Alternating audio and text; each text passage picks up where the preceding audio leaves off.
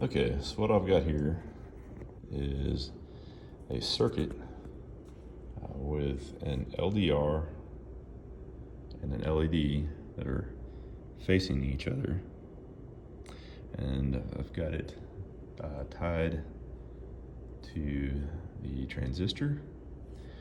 And what happens is I'm using this push button as a trigger for the circuit. What it is the normally closed push button. So right now the potential for the ground and the emitter side of the transistor are there's not enough voltage there to turn on the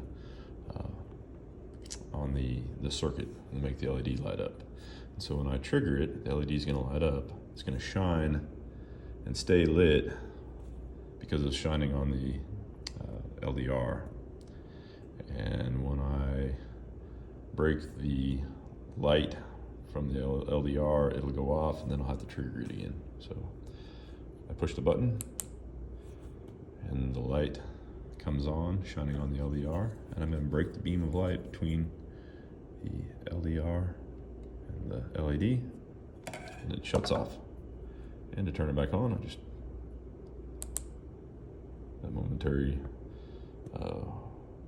opening up of that circuit creates enough of a voltage drop across that resistor to turn on the LED, and it remains on after it's shining on the LDR. Thank you for watching.